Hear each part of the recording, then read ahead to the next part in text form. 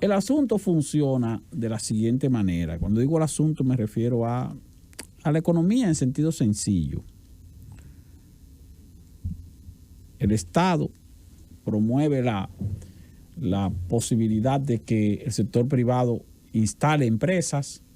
Las empresas producen bienes y servicios, venden esos bienes y servicios, ya sea en el mercado local o en el mercado externo, generan ganancias con esos bienes y servicios, y de las ganancias que generan con esas ventas de sus operaciones, entonces le tienen que pagar impuestos al Estado.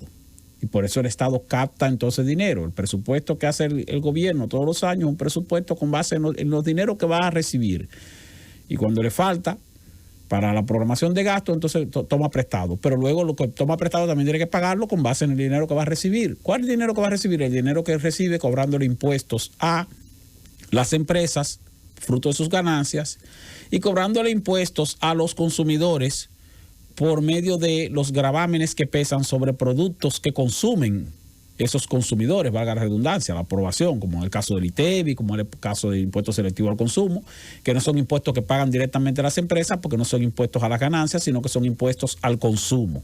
Ahora, esos impuestos, para que se puedan generar, tiene que haber consumidores, y para que haya consumidores tiene que haber ciudadanos que consigan empleo, y esos ciudadanos que consiguen empleo ganan dinero, salario mensual, y con ese dinero que ganan, salario mensual, entonces salen al supermercado, a las tiendas, a consumir, y consumen productos, bienes y servicios que a su vez están gravados con impuestos específicos, como el ITEVIS, como el impuesto selectivo al consumo, como impuestos ad valorem, y esos impuestos entonces que las empresas se los retienen al consumidor cuando compran, como en forma de agentes de retención, tienen que reportárselo luego al Estado. Por lo tanto, el Estado, para recibir ingresos, tiene que hacer que las empresas funcionen, para que esas empresas obtengan ganancias, pero al mismo tiempo para que esas empresas generen empleos, para que entonces esos empleados ganen dinero de los empleos que tienen, y con el dinero que ganan, que consuman, para que entonces ese consumo de bienes y servicios que también están gravados con impuestos le genere también ingresos al Estado. Entonces es así como funciona esa cadena. El Estado necesita entonces que el sector privado progrese, que el sector privado sea exitoso en sus negocios, en su producción, para que genere más empleos, para que gane más dinero y para que pague más impuestos. Y para que al mismo tiempo motive a esos empleados de manera indirecta, por el dinero que ganan, a que consuman, y que también entonces eso que consumen genera empleos. Impuestos o ingresos para el Estado. Ahora, ¿qué ocurre? Ocurre que aquí hay sectores de la economía que, tal como decía Susana hace un rato, llegan al país, ya sea de fuera o inversionistas locales, reciben una autorización del Estado para instalar o para desarrollar un negocio o para desarrollar una inversión que al final se puede traducir en un beneficio. Se establecen las condiciones para tales fines, y luego entonces esas condiciones puede que varíen de acuerdo a la situación social que se pueda presentar, a veces coyuntural, a veces no por una expresión verdadera de la sociedad, sino por una expresión de sectores interesados que quieren boicotear tales o cuales cosas. Y eso ocurre mucho, principalmente en los sectores económicos que tienen cierto impacto en el medio ambiente. Pasa, por ejemplo, en el caso de la minería. ¿Pero qué ocurre con la minería? En la minería nosotros venimos y le decimos al inversionista: mira, tú quieres venir a explorar aquí para saber si aquí hay oro, petróleo, lo que tú quieras. Sí, mira, entonces tú puedes, bueno, está bien, pues yo te voy a dar un permiso de exploración para que tú gastes tu cuarto explorando en tales o cuales áreas que yo te doy como concesión. Mira, esa área ahí, de qué sé yo, en el municipio, en San Juan de la Maguana, en San Juan, tales o cuales poblaciones hay, una zona ahí que no está poblada, ahí tú vas a explorar. Si tú encuentras algo ahí, entonces tú haces tu inversión para tú buscar lo que vas a buscar. Si tú encuentras algo ahí, entonces yo te doy la autorización para que tú seas también quien explotes ese producto mineral que tú vas a encontrar ahí, para que entonces hagas negocio, pero tú me vas a pagar mis impuestos a mí. Entonces vamos a hacer una alianza público-privada, porque esa sí es una alianza público-privada. Entonces ese inversionista viene bajo esa premisa y trae sus equipos y su dinero bajo esa premisa. ¿Cuál? De que yo voy a explorar aquí, pero si no encuentro nada, perdí mi cuarto. Pero si encuentro algo, tú me vas a autorizar entonces a yo sacarle dinero a eso para que entonces hagamos una especie de sociedad en forma de alianza público-privada. Pero luego se descubre el yacimiento y entonces, bueno, señores, aquí hay un yacimiento de oro.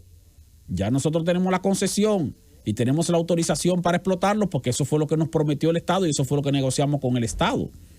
Pero ahora resulta que hay 3 personas que han organizado una asociación de defensores de tales o cual cosa, que tal vez responden a otros intereses de otro grupo empresarial diferente. Y entonces ahora, espérate, que no se puede, porque entonces, ¿y qué yo hago? Porque ya yo hice mi inversión. Y eso se va a quedar en el aire. Y entonces el Estado también pierde, porque el Estado entonces mantiene paralizada el desarrollo de un proceso, de un proyecto productivo que al mismo tiempo va a generar empleos, pero que al mismo tiempo le va a generar ingresos al propio Estado y va a contribuir con la dinamización de la economía. Y eso también ocurre con esa loma de Miranda que está ahí en La Vega. Porque esa loma de Miranda tiene unas áreas, no es la loma entera, sino que tiene unas áreas que están bajo la concesión del Estado Dominicano a esa empresa que se llama Falcondo. Y es un compromiso de Estado. Un compromiso de Estado y un derecho adquirido que le concedió el Estado a esa empresa. Y esa fue la razón incluso por la que el presidente Danilo Medina tuvo que observar la ley que declaraba a Loma Miranda Parque Nacional. Pues no es que yo no puedo declarar Parque Nacional un área que ya yo le concedí al sector privado bajo las condiciones que se establecen en el comercio lícito internacional. ¿Qué fue lo que ocurrió una vez, por ejemplo, cuando el presidente Danilo Medina le dijeron, mire, el contrato ese que mira que pudo haber echado ese pleito, pero como quiera, el contrato ese de la carretera que tiene de la carretera Santo Domingo Samaná, que se llama Juan Pablo II, tremendo nombre le pusieron. El contrato, el peaje de sombra, que eso hay que tumbar ese contrato. ¿Y qué dijo el presidente Medina en ese momento? Dijo, bueno, señores, el problema es que ahí hay un derecho adquirido, ahí hay un contrato, y nosotros bien pudiéramos negociar, pero nosotros no podemos tumbar ese contrato, porque nosotros entonces corremos el riesgo de ser demandados a nivel internacional y atentar contra la inversión extranjera, y eso tiene unas implicaciones que pudieran salir más costosas a la cuenta. No quiere decir que no se pueda, pero no es tan fácil. Y entonces luego que una empresa tiene 10, 20, 30, 40 años en el país, que tiene una concesión, que mira, a mí me toca desarrollar mi exploración en una parte de ese terreno y tengo esa concesión y tengo ese derecho adquirido y ese terreno de mi propiedad en términos para los fines del lugar. Entonces no me pueden venir después con el cuento que no, mira, espérate, que no se puede. Bueno, si no se puede, entonces hay que redimirme eso. Hay que pagarme e indemnizarme. Y si no me van a indemnizar, entonces ¿qué hacemos? Porque, repito, así es como funciona. El Estado promueve la inversión del sector privado para que el sector privado produzca bienes y servicios, genere riquezas, genere empleos. Esos empleados consumen bienes y servicios que a su vez también pagan impuestos y le generan ingresos al Estado. Y esos empresarios que ganan dinero por la producción de sus bienes y servicios tienen que pagar también impuestos al Estado. Y de ahí es que sale la llamada presión tributaria. Lo que recauda el Estado de los impuestos existentes que se le cargan a las empresas y a los consumidores, para entonces utilizar esos recursos para la operatividad misma del Estado y para invertir entonces en áreas como salud, como educación, como agua potable y todas las áreas de asistencia social, todas las áreas donde se supone que el Estado está llamado a invertir para beneficio de la sociedad en sentido general. ¿De dónde sale el dinero? El dinero sale finalmente de la propia población, del propio sector, del propio sector privado, ya sean personas físicas o en empresas, pero tienen que funcionar, tienen que operar. Y tienen que operar de manera lícita. No pueden violentar las reglas. Los empresarios no pueden violentar las reglas. No pueden incurrir en acciones como hizo Odebrecht, que incurrió en acciones de sobornos y de tráfico de influencia, lo que usted quiera. No pueden hacer eso. Pero tampoco el Estado le puede cambiar las reglas, bajo las cuales entonces vinieron a hacer tal o cual inversión.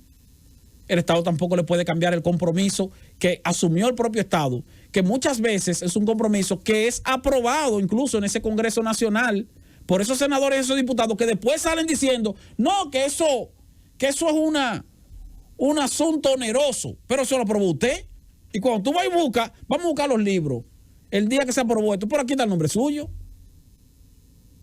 Entonces, tenemos que ser más responsables en cuanto a los compromisos que asume el Estado para captar esas inversiones a las que hacemos referencia. Porque es muy bueno hablar de, bueno, inversión extranjera directa, inversión, muy bien, excelente, que vengan los inversionistas, sí. Ahora, si los inversionistas vienen de buena fe, hay que entonces respetarle las reglas de juego, para que entonces puedan invertir, producir bienes y servicios, generar las riquezas que tienen que generar, ganarse sus cuartos, pagar los impuestos que le corresponden al Estado y que entonces el Estado tenga con qué dinero para entonces suplir las necesidades que tiene la propia sociedad. Así es como funciona, ese es el ciclo del Producto Interno Bruto, de donde hay una economía que se compone por la cantidad de bienes y servicios que produce un país en un tiempo determinado, y dentro de esos bienes y servicios, de esas riquezas, hay una proporción que cobra el Estado en forma de impuestos, que es lo que se conoce como la presión tributaria. Ahora, esa proporción va a aumentar en la medida en que el sector privado produce mayores bienes y servicios y genera mayores riquezas que pueden entonces generar mayores impuestos para el propio Estado. Eso vamos a decir, en una situación perfecta. Las imperfecciones no voy a mencionar ahora, porque si las mencionara entonces nos echáramos el programa entero y no termináramos. Francis.